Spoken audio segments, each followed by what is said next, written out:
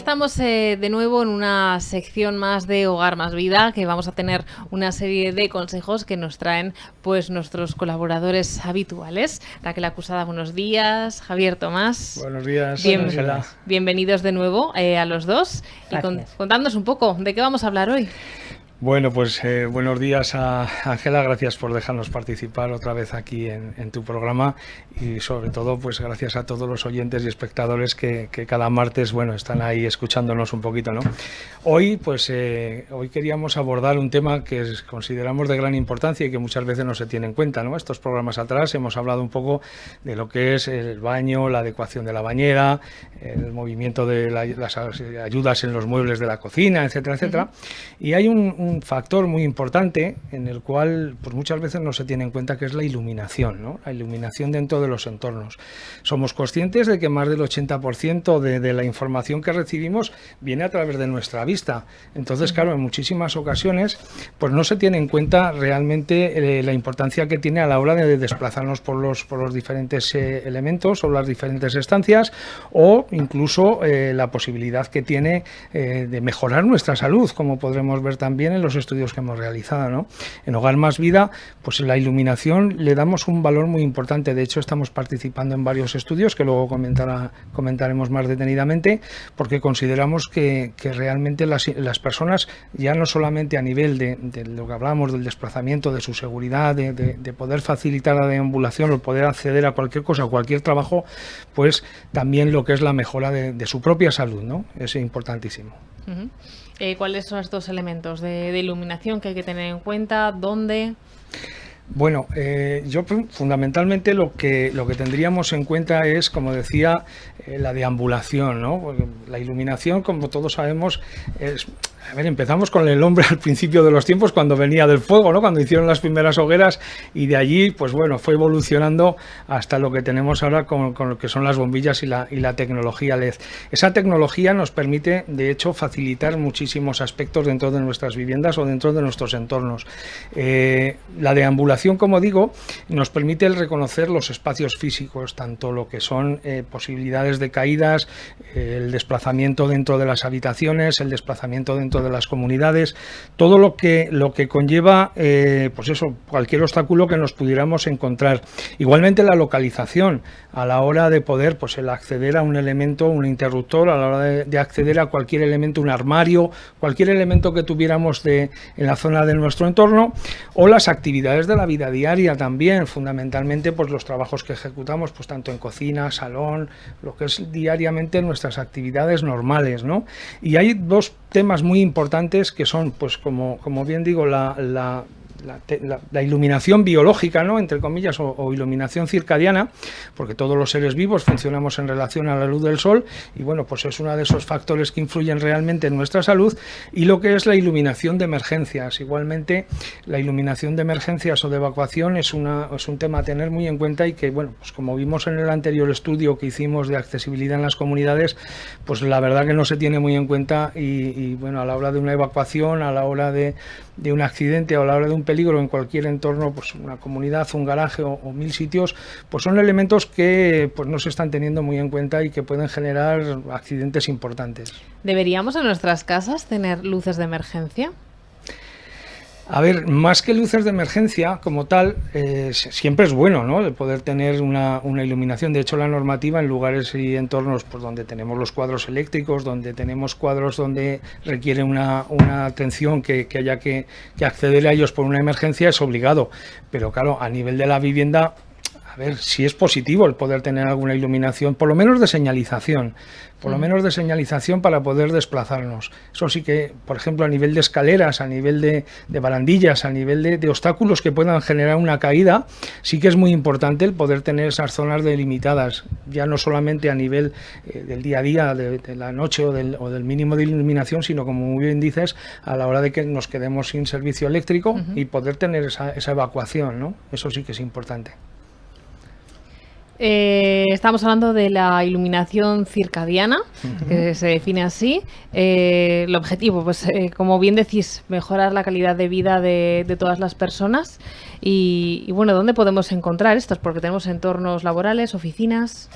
Sí, la iluminación, digamos, yo no sé si sabes, Ángela, lo que son los ciclos circadianos. Explícanoslo. Vale. Los ciclos circadianos, digamos que el hombre se acostumbra, o sea, los seres vivos nos hemos acostumbrado a despertarnos con la luz del sol, ¿sí?, y acostarnos con la luz que empieza por la noche, ¿no? Entonces, nos regimos por la temperatura de la luz. Entonces, nuestro cuerpo se rige por la temperatura de la luz, hace una serie de segregación de sustancias, etcétera, etcétera, pero con esos ciclos, ¿vale? Es repetitivo, son estructuras neuronales que hacen una ritmicidad, ¿vale? Entonces, la iluminación biológica se basa en esa. Si hay una alteración, por ejemplo, en un ciclo circadiano, hay alteraciones que pueden ser cardiovasculares, se puede producir déficits sensoriales o motores, se puede producir alteraciones del sueño, alteraciones cognitivas. Entonces, todo eso, la iluminación biológica se basa en esos ciclos circadianos. Entonces, lo que hace es imitar un poco lo que es la luz natural, ¿vale?, dentro de un entorno, adaptar la luz artificial dentro de un entorno a que sea más natural. Porque imagínate una persona que está encamada en un hospital con la misma luz, la misma temperatura de luz, una temperatura fría activa el cerebro. Pues una persona que está todo el día encamada está todo el día estresada, todo el día no descansa su cuerpo, el ciclo circadiano está alterado. Sí. Entonces se producen esas alteraciones. Entonces, al implementar la iluminación biológica, lo que hacemos es mejorar esa salud. Por ejemplo, nosotros teníamos empezamos a hacer 2 estudios, una en una residencia de ancianos de Muniesa y otra en un colegio de educación secundaria en el San Patricio, ¿vale? En Toledo, implementando esa iluminación, ¿vale? Los resultados estuvimos haciéndolo durante 6 meses, pero vino el COVID, entonces tuvimos que suspenderlo.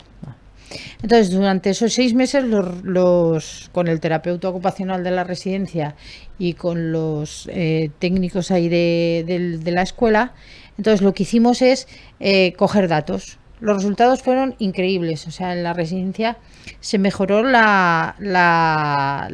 niveles de azúcar, se quitaron medicación, se mejoró el estrés de los pacientes, los ciclos de sueño, la atención, la depresión bajó en pacientes, se activaba.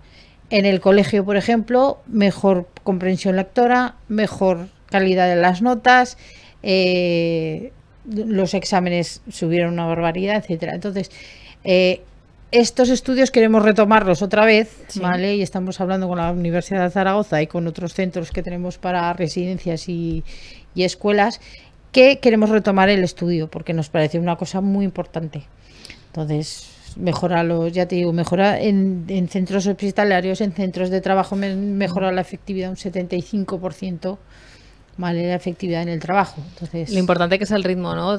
Solamente hay que tener en cuenta las personas que llevan turnos o que trabajan de noche. Correcto. ¿Cómo les afecta todo esto? Es un problema que muchas veces no tenemos en cuenta. Existen numerosos estudios, sobre todo a nivel de trabajos, como bien dices, a turnos o trabajos de noche o nocturnos. Incluso existen a nivel de hospitales o de zonas UBI, en hospitales internacionales. Y realmente lo que reflejan es eso, que cuando las personas permanecemos con la misma temperatura de color constantemente, nuestro cerebro actúa de una manera fija, entonces nuestro cuerpo no funciona de manera normal, nuestro ciclo vital no funciona.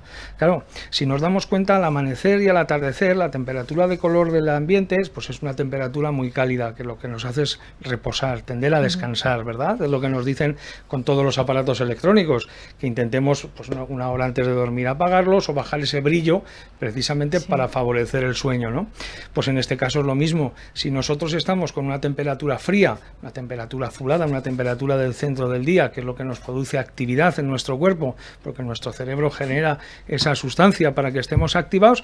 Claro, si nosotros estamos durante muchas horas en esa tensión continua, pues nos genera estrés, ansiedad, se nos desbarajustan todos los niveles físicos. Claro, personas que desgraciadamente pues tienen que estar encamados, tienen que estar durante muchísimas horas trabajando o durante muchas horas dentro de esas mismas circunstancias y esa temperatura, claro, en una semana, 10 días no hay problema, pero con el tiempo, claro, les genera un daño irreversible, que de hecho, pues bueno, pues es importantísimo tenerlo en cuenta. Iluminación ambiente. Bueno, pues en la iluminación ambiente, yo realmente lo que comentábamos al principio, depende un poco de la situación de cada persona. Como todo en Hogar Más Vida, claro, la circunstancia concreta de cada persona influye a la hora de colocar cualquier tipo de bueno, pues en este caso de iluminación, ¿no? Hay personas con una deficiencia visual que no puede tener un brillo muy excesivo porque les genera daños en los ojos, o personas que, pues bueno, dependiendo qué tipo de daños tiene en la vista, pues necesita una orientación o necesita un realce en unas zonas determinadas o en unos colores determinados. A nivel de iluminación general como tal, lo más importante es eso, evitar los brillos, los contrastes cromáticos, precisamente, que hablamos siempre de los contrastes cromáticos porque nos facilita la localización. Aprovechar, como vemos en las imágenes, las tecnologías LED para delimitar zonas, porque eso nos permite el ubicar los espacios y el poder delimitar los entornos donde estamos, sobre todo precisamente a nivel de cocinas, pues el poder permitir que haya luz ambiental, pero que nos permita ya no solamente en la zona de trabajo, sino también en la zona de los armarios a nivel vertical, pues para poder acceder a los diferentes armarios.